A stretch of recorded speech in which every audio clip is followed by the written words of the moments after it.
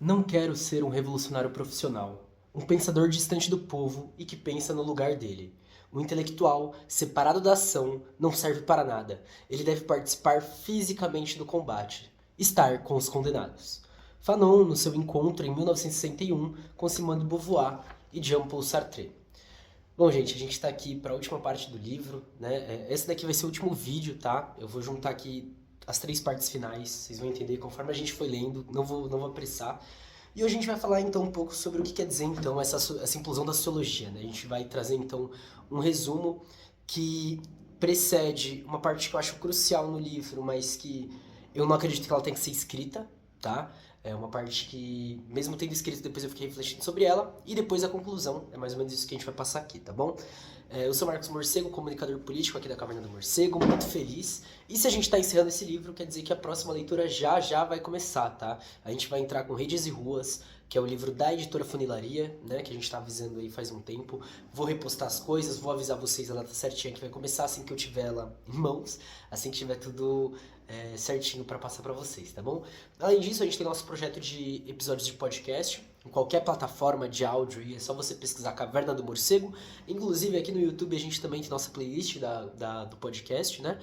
E, enfim, é isso. A gente está trabalhando com esse livro da editora Terra Sem Amos, Por uma Implosão da Sociologia, livro que eu tive a honra de escrever, e trazendo algumas das reflexões aí, já montando algumas críticas e autocríticas, pensando em caminhos que a gente tem que explorar e avançar, né?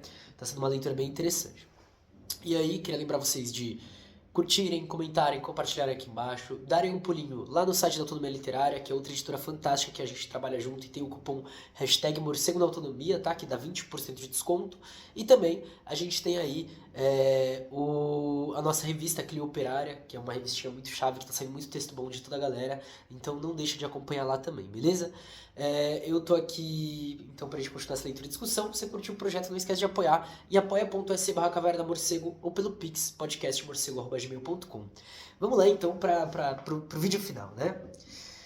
O problema que me faz enxergar a necessidade desse livro tem algumas frentes, né? E aí, nesse capítulo, então, decido passar por elas. O primeiro ponto é o de sociologia, né? Seguindo o debate que Florestan passa a abordar após 1973, e Clóvis Moura, que também apresenta isso nos seus livros e na sua própria vida, né?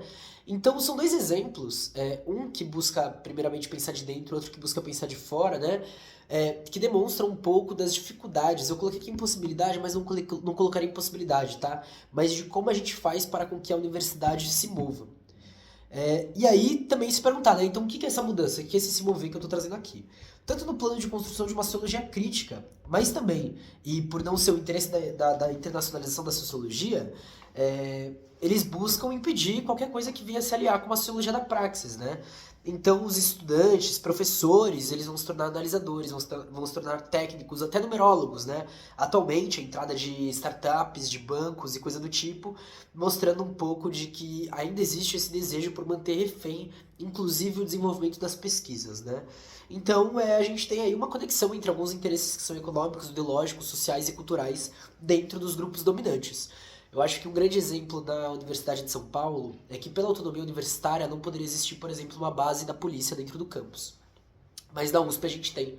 E ela foi localizada entre a FEFELESH, que é, né, a área de humanidades, a área que tem muitos militantes e tudo, e o CRUSP, que é o conjunto residencial da USP, que é a moradia estudantil, que abarca grande parte da parcela pobre, né, periférica, preta, indígena, travesti, trans, enfim. E a gente tem então essa questão da própria localização da base sendo como impeditivo para que esses grupos se organizem ou atuem, né?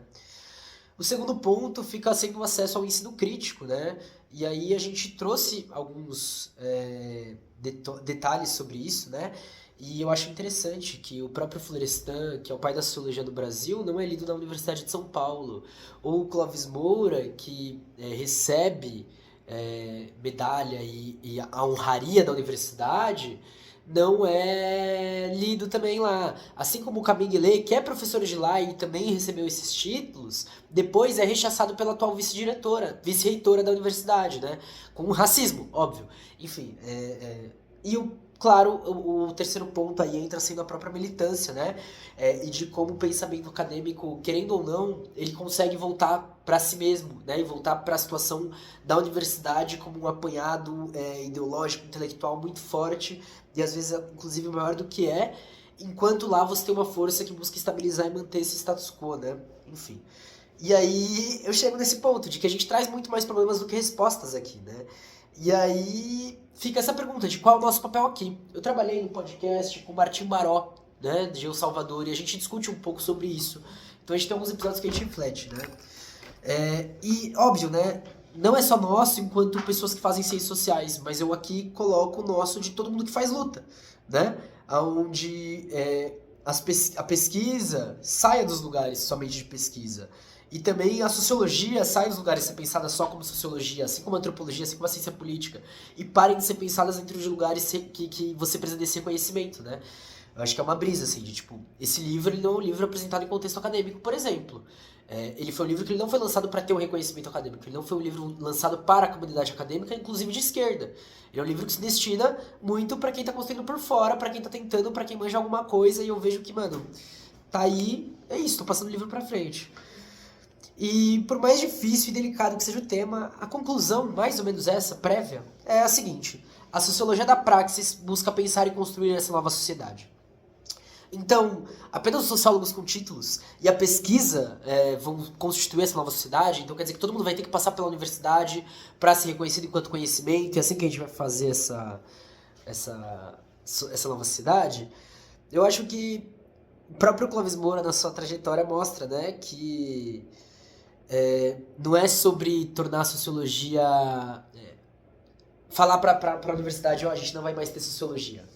Não é essa a brisa. A brisa é. A sociologia da praxis, ela é diferente do conhecimento acadêmico. Eu acho que esse é o grande ponto, esse é o ponto fundamental de todo esse livro, né? A participação direta na ação é um dos pontos que muda a própria posição do intelectual, né? Embora durante certo ponto essas coisas andaram muito ligadas, né? Não só no Brasil, mas também fora. Giovanni Semeraro faz um grande estudo sobre o caderno 12 de Gramsci, e é a partir disso que ele apresenta a questão de que a pessoa que faz parte da luta é necessariamente um intelectual. E saiu um texto do João lá na Clio Operária recentemente sobre esse mesmo tema, né? São as próprias classes e grupos marginalizados que se tornam sujeitos da mudança histórica. É impossível a realização disso sem a praxis, sem a união entre o pensamento e a ação. Todos aqueles que lutam, pensam a transformação e agem em prol da transformação. Inserir a sociologia na praxis é dar um novo sentido para a sociologia e aprofundar a construção da praxis. Temos na tradição marxista, no sentido genérico aqui, a presença desse trabalho entre liderança e massas, né?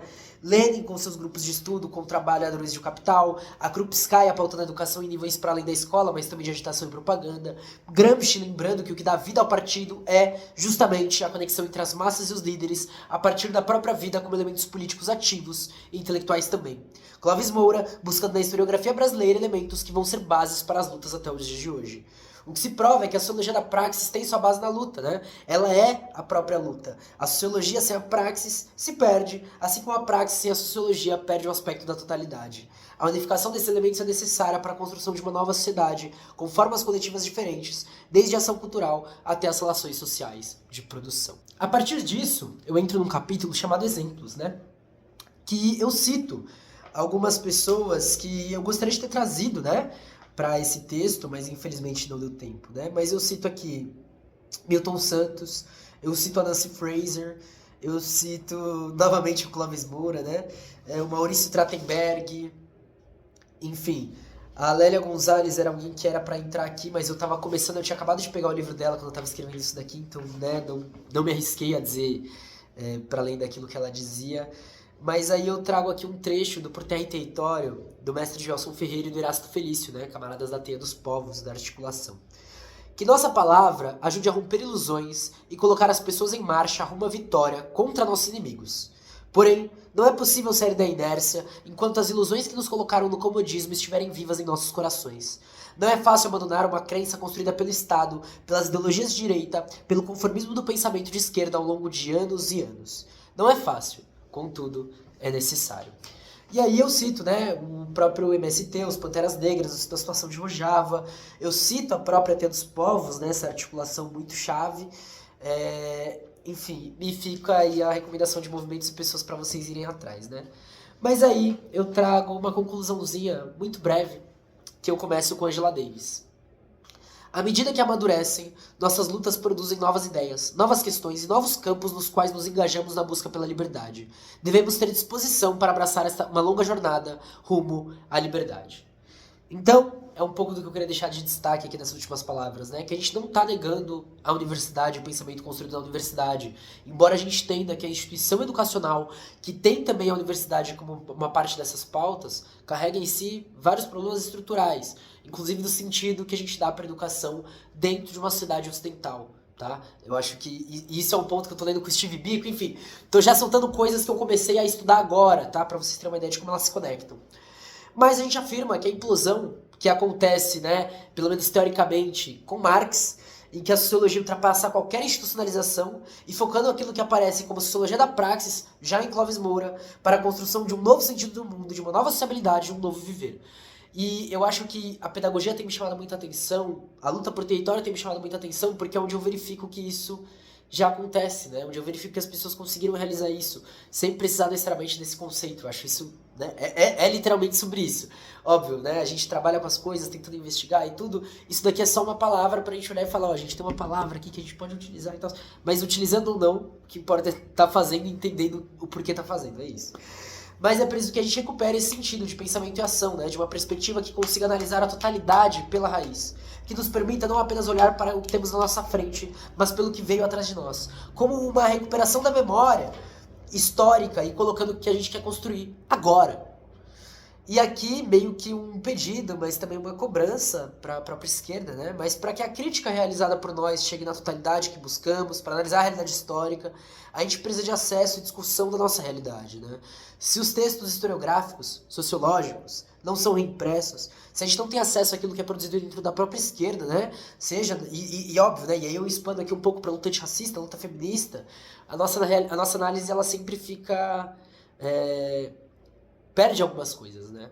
E principalmente quando a gente pensa que tem muita coisa sendo produzida fora de um âmbito de esquerda, e embora seja de esquerda, enfim, mas de baixo, né? E que, por um lado, a academia nega, embora atualmente ela aceite relutantemente, e aí a gente pode trazer o Steve Biko para discutir um pouco disso. Mas cabe pensar como a gente faz com que esses textos voltem a inundar e interagir com as outras áreas da sociedade, né? E não só os textos, as ações, as palavras, o dia a dia, né? Eu acho que é um pouco disso. Então a gente não está defendendo aqui o sociologismo acadêmico como algo necessário para a revolução. Mas a gente defende ainda assim que a sociologia é necessária. Mas óbvio, não é a única coisa essencial, não é o centro, não é o ponto focal, tá? É mais uma das grandes coisas que a gente tem que pensar. E ainda assim, também busca pensar a sociologia para fora do status quo, né? É um pouco disso. E aí é isso, né? Esse texto aqui, ele foi escrito em 2023, foi publicado em 2024, né?